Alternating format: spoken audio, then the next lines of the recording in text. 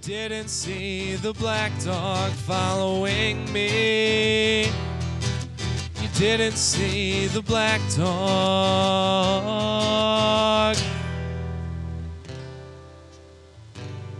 Hey, what's going on, guys? It's your host, Wonder, here with another episode of Rage Radio. And today I got the Euclid Motel here with us.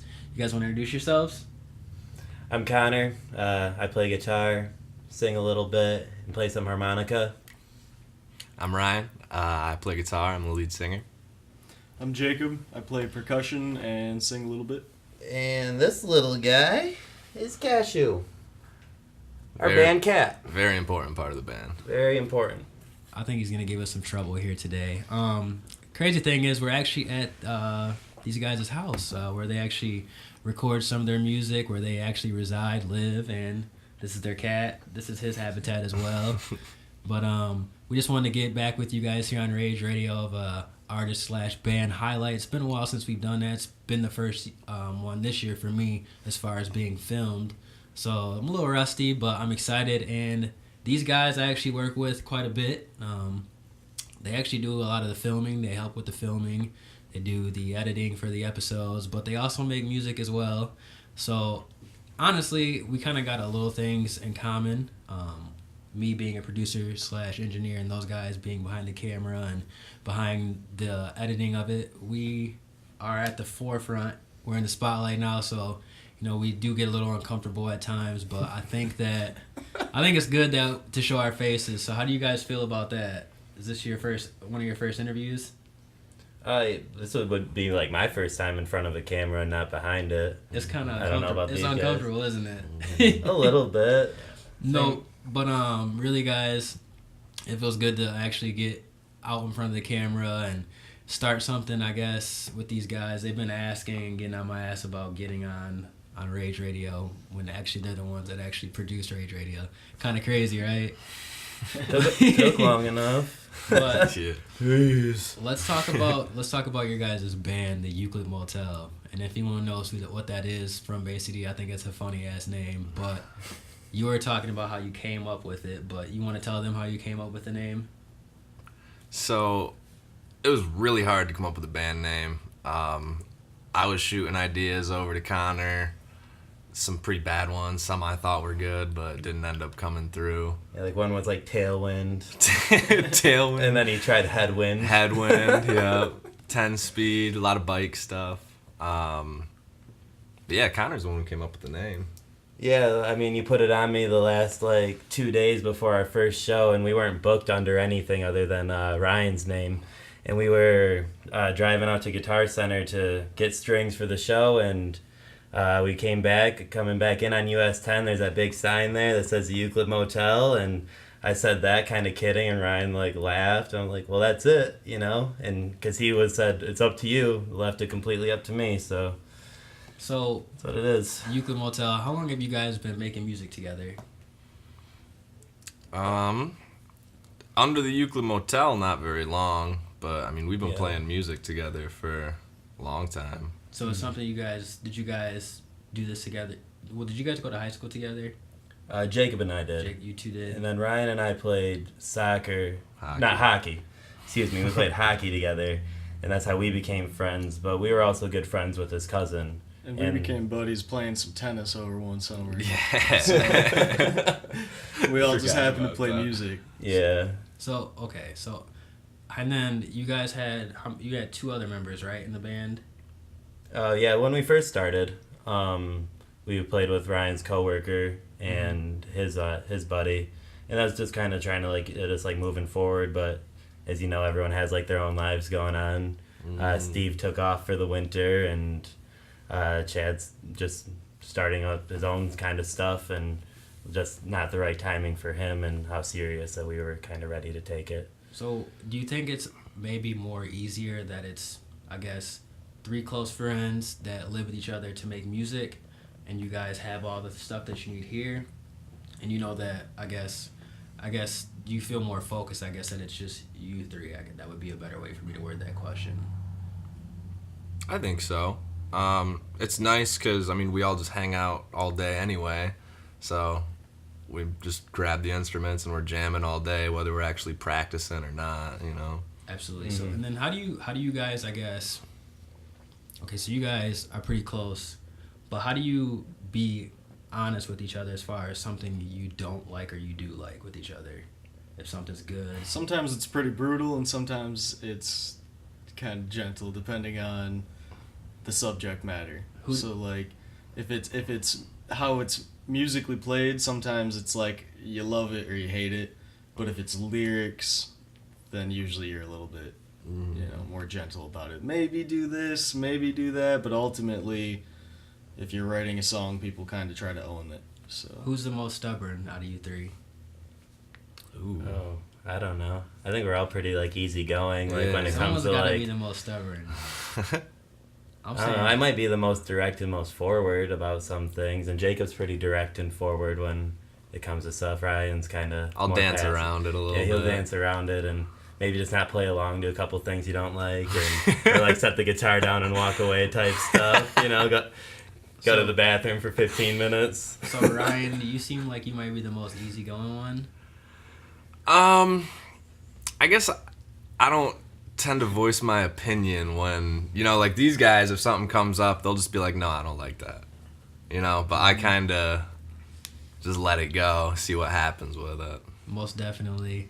And then as far as, we have to be a little bit redundant, but as far as the music, I mean, what are some of your guys', I guess, influences? Or if you were to say you wanted to sound something like this, or your music to sound or be perceived like this, what would you want your audience or viewer to hear? I would say like for like the perception of our music, we just kind of want people to like realize that like we try to come from an honest place. Like I think if you were to like listen to our music and like actually listen to each and every song, you could hear different influences, or you could hear a different genre in type of way with using like the same instrumentation. But like as far as like influences go, my influences would be like folk music, like Neil Young, Crosby, Stills and Nash, but like then like I also write in a very punk, like emo punk type lyric style and singing style. So like my guitar, like I don't know how to like really put it, but I'll let these guys go on. What about you, Ryan? That's a tough one. It's tough to describe your sound, where it comes from. But I guess I listen to a lot of 90s music, so I think a lot of that comes through in the things I write. Definitely. He's a big grunge head. Big grunge head. And you, Jacob, what would you say some of your influences are? Well, with playing with these guys, it's kind of fun with percussion because you can make the blend between the two sounds. If you're writing in more like a punk sound, but you happen to be playing an acoustic instrument, you can kind of draw from a lot of things for percussion. But with singing, I don't know, I'm all over the place with my music and what I like. So these guys will attest. I mean, if I try to write lyrics, sometimes it'll sound rappy, sometimes it's blues, sometimes it's folk, sometimes it's punk. Yeah, Jacob probably writes in like the most like different styles and really tries a lot of different things out. Doesn't all work. So you guys have done, is it 2 or 3 shows in Bay City so far? 3? Yeah, 4? 3 and a cover show. 3 and a cover. Okay, so you guys got one coming up at BMO's on April 18th, correct? Yeah, and that'll be a fun time. It's us and then the Ruppel Brothers, who they're another acoustic group, and they're like more like angelic and use like a banjo, and it's a little bit like slower than we are and not quite as like in your face. I like their sound a lot. I think they're really cool. And then we have our friend Logan performing, and I think he's gonna do like some of his rap music, and then he might play some like acoustic covers, and then K-Hard is gonna be there, and he's gonna DJ probably at the end, and maybe try to treat it like a little party. Who knows? Absolutely. There's alcohol there, so ooh. It's quite the mix at that one. So one more thing about music, and we'll segue off the music a little bit. But if you were to say your shows have a certain type of feel to them, what would you describe that feel of, like the audience or the person that's viewing it? How would you say your show like the feel of it is? Is it upbeat? Is it laid back? Like, what's the type of environment that I guess the audience would get from a Euclid Motel show? Because that's quite the name, especially if you're from Bay City and you know what the Euclid Motel is. Well, a lot of the songs are about some tough times, but like the way that they're written, it's almost like inclusive. We all have these tough times, so let's just like, you know, vibe out together in a way. Yeah, I don't know. I'd like to think that people like feel like they're almost sitting in our living room listening to us play, because like that's like kind of how I perceive it. Like, I don't just like a lot of the music I write's really sad or like about like dark times in my life, but like it's always like hopeful. I always try to put like a hopeful verse or like something that like leads into like things are getting better and things will always get better, because I do truly believe that. And I mean, I haven't been able to write a lot of songs even lately because like I'm not in that state of mind anymore. So like, I don't know, I hope people like see our show and like hear like lessons or like that they're not alone and that everything will get better, and see that other people have been through it before. Yeah, I would definitely say knowing you a little bit more than the other bandmates, working with you, I do work with you quite often. It seems like you're in a better spot too, as far as like, I guess, your mental space and being happy. You seem like you found what you love. Yeah. And I can only say that about you because I kind of know you a little bit more than everyone else, but yeah, for sure. In like the past year that like we've been like working together, I've definitely like had a lot change, and I've definitely like worked on myself a lot, and I've definitely made like steps to being like more on who I want to be. But I think everyone here has definitely done that. We've all had like some tough times this year, but I think that we've all been good about moving forward and like trying our best to like know that life is beautiful and that it is a blessing and everything, and that we're all lucky to be here. Absolutely. And then I know I said this before, but one more music question. Where do you see the band being at in the next 6 months? Do you see a album done, mixtape done? Do you see you guys just getting, well, obviously you're going to get better, but that's part of it. Like, what's the 6-month plan for you guys? If you were to say short term, well, I guess short term, 90 days, long term, 6 months. Well, within 90 days, we got some work to do for that next show, definitely. Mm-hmm. Especially like adding another member. We got a lot of getting used to it, getting used to playing with each other like that. But within 6 months, I hope to have some recorded music. I know we haven't done too much of that yet. We just got a lot of the equipment we need to do that, so hopefully that'll be coming soon. Mm-hmm. And can that camera see like where you guys make your music? No, but during the performance we'll perform over there, so maybe right, get to see it a little bit. I guess to segue a little bit off the music, how did you three get together as far as that basically do graphics and I guess videography? Like how does that come into play, like to make music together, but you guys are like videographers? So like I like what I'm going to school for is broadcast and cinematic arts, and I like to focus in video production because that's what I really like to do. At first I wanted to be an audio engineer, and I thought that'd be really cool, but then I made like a stupid video, and I used to always like make videos as like kids and stuff. Me and Jacob made a like soccer like freestyle videos like growing up and everything, and I just kind of like found like I just like remembered how much I liked it, so I started doing it. And then Jacob and Ryan both have an interest in doing that, so they like help me with doing that, and like they're like a big part in like my editing process with like, hey, I like this, and because like Jacob looks at stuff like more from a technical level and like, oh, like this could flow better, and Ryan looks at it as like a feel, like, oh, this felt good, I like how that felt type thing. But Jacob is an artist, like a drawing artist, and he can touch more on that for sure, and that's how he fits in. And he's always been like into photography and making videos and stuff, so I guess it's all just time to come together and do it all together type thing. We work better together than alone. So do you think that because you are involved with a lot of musical things or behind the scene things that it made the transition to make music easier? Like, well, I guess to form a group? Because I look at it as you have a pretty good understanding or idea of how you want something to look or feel as being someone that's, I guess, directing something. Mm-hmm. And you have a different perspective than, let's say, when you tell me to look at the camera, you say this way and that way.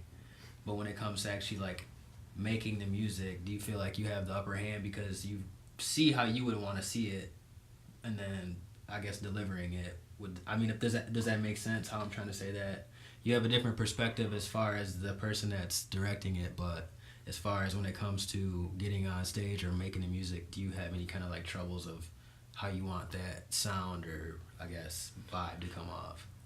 I think on like my end, sometimes like I can't play stuff the way that I would really like to, especially like on harmonica or on guitar.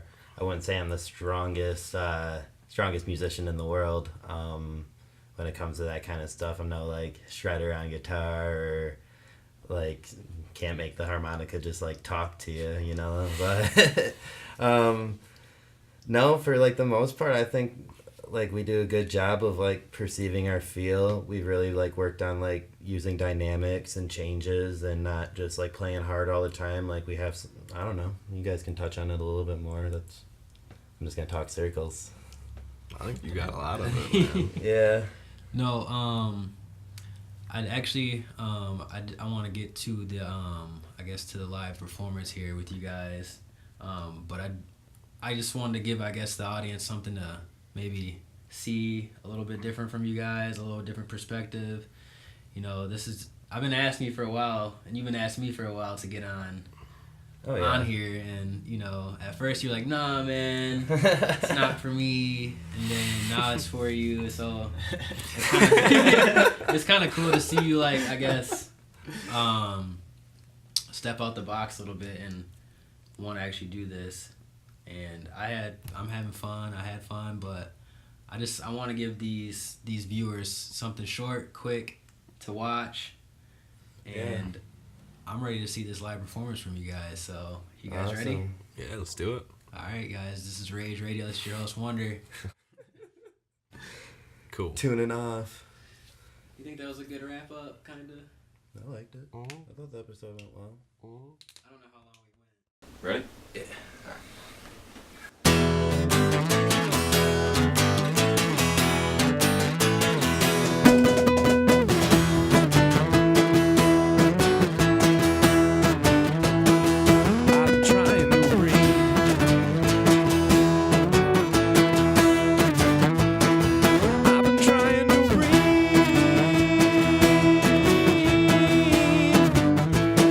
But I've been swimming underwater